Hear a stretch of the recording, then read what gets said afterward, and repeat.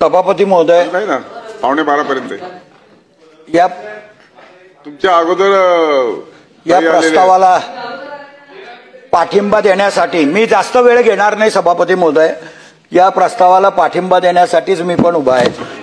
कारण हो, आपल्या भागापुरतच बोलेल. आज महाराष्ट्रामध्ये, देशामध्ये महाराष्ट्राचा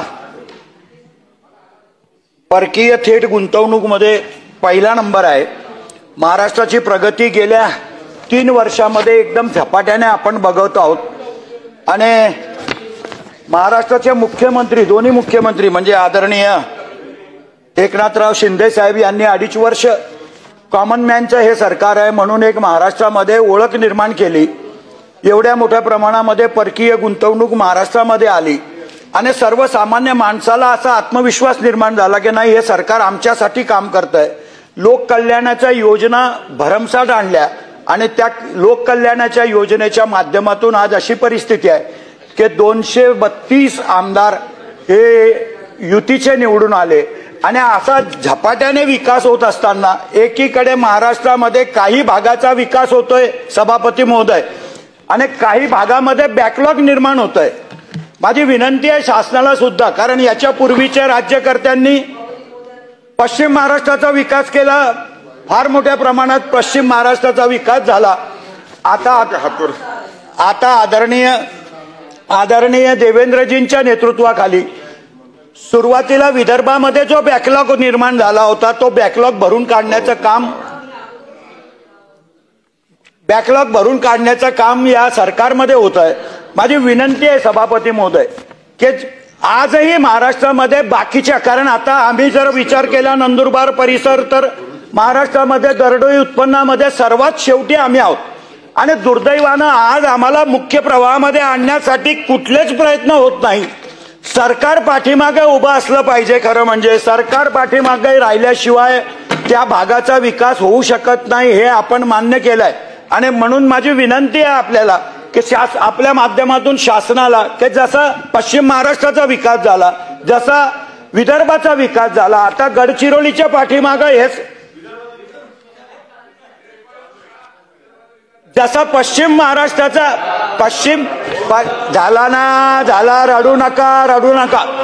जसा आता गडचिरोलीच्या माग सरकार भक्कमपणे उभं आहे आणि एवढ्या मोठ्या प्रमाणामध्ये उद्योग गडचिरोली सारख्या या आदिवासी जिल्ह्यामध्ये निर्माण होतात आहे. माझी शासनाला आपल्या माध्यमातून विनंती आहे साहेब की आमचा जिल्हा सुद्धा आदिवासी लोकसंख्या असलेला महाराष्ट्रातला सर्वात जास्त जिल्हा आहे. दरडोई उत्पन्नामध्ये आमचं उत्पन्न अत्यंत अल्प आहे. आणि जोपर्यंत शासन कुठल्या उद्योगांना हमी देणार नाही, संरक्षण देणार नाही, तर आमच्या भागामध्ये सुद्धा उद्योगधंदे उभे राहणार नाही. आणि जोपर्यंत उद्योग उभे राहत नाही तोपर्यंत त्या परिसराचा विकास होऊ शकत नाही, असं आम्हाला सुद्धा अनुभवलं आहे. आणि म्हणून माझी तुमच्या माध्यमातून शासनाला विनंती आहे की जो एक बॅकलॉग आता महाराष्ट्रामध्ये निर्माण होतोय, काही भाग वंचित राहतात आहे, काही भागाचा झपाट्याने विकास होतोय, तर अशा वेळेला महाराष्ट्राचा समतोल विकास साधला कसा जाईल त्याच्यासाठी प्रयत्न केले पाहिजे. माझी दुसरी विनंती आहे साहेब दरेकर साहेब, तुम्ही फक्त कोकणाचं बोललात. महाबळेश्वरच्या नंतर महाराष्ट्रामध्ये 2 नंबरचं थंड हवेचं ठिकाण आहे तोरणमाळ. आज सापुताऱ्यामध्ये काही नाहीये सभापती महोदय, सभापती महोदय, सापुताऱ्यामध्ये काहीच नाहीये. पण सापुताऱ्याचं गुजरातचं सरकार सापुताऱ्याच्या मागे भक्कमपणे उभं आहे. सापुताऱ्याची एवढी मोठी जाहिरात होते आणि त्याच्यामुळे पर्यटक तिथे येतात. आमच्या तोरणमाळमध्ये निसर्गाने सगळं काही दिलंय, पण दुर्दैवानं आमचं सरकार तोरणमाळच्या विकासासाठी कटिबद्ध नाही. आणि म्हणूनच तोरणमाळ आजही विकासापासून वंचित आहे. आणि अशा वेळेला माझी विनंती आहे सभापती महोदय आपल्या माध्यमातून शासनाला की तोरणमाळच्या सर्वांगीण विकासासाठी शासनाने लक्ष दिलं पाहिजे. निसर्गाने एवढी सुंदर अशी परिस्थिती त्या आमच्या सातपुड्यामध्ये निर्माण केलेली आहे, परंतु त्या परिस्थितीचं आम्ही सोनं करत नाही आणि याच्यासाठी थोड्याफार अडचणी दूर करायच्या. आता आमचे मंत्री आदरणीय शंभूराज देसाई साहेबांनी केंद्राला एक प्रस्ताव तोरणमाळच्या विकासासाठी पाठवण्याचा निर्णय घेतला. त्या मीटिंगमध्ये 100 कोटीचा प्रस्ताव केंद्र सरकारला पाठवणार आहेत. मी शासनाचं अभिनंदन करतो की शासनाने एक चांगला निर्णय घेतलेला आहे. माझी विनंती दुसरी अशी आहे, दरेकर साहेब आदरणीय अमित भाईंच्या मार्गदर्शनाखाली देशामध्ये सहकाराची निर्मिती झाली. आता आमचा जिल्हा 98 मध्ये निर्माण झाला. नंदुरबार जिल्ह्याची निर्मिती 98 मध्ये झाली आहे. आजही धुळे आणि नंदुरबार जिल्हा मध्यवर्ती बँक एकत्र आहेत. आता मी ऐकलंय की केंद्र स्तरावरून काही बँकांचं विभाजन होत आहे आणि त्याच्यामध्ये धुळे आणि नंदुरबार जिल्ह्याची बँक सुद्धा वेगळी वेगळी करतात आहे. कारण माझी विनंती आहे की जिल्हा मध्यवर्ती बँक प्रत्येक जिल्ह्याची वेगळी झाल्याशिवाय त्या जिल्ह्याच्या शेतकऱ्यांना सुद्धा न्याय मिळू शकत नाही.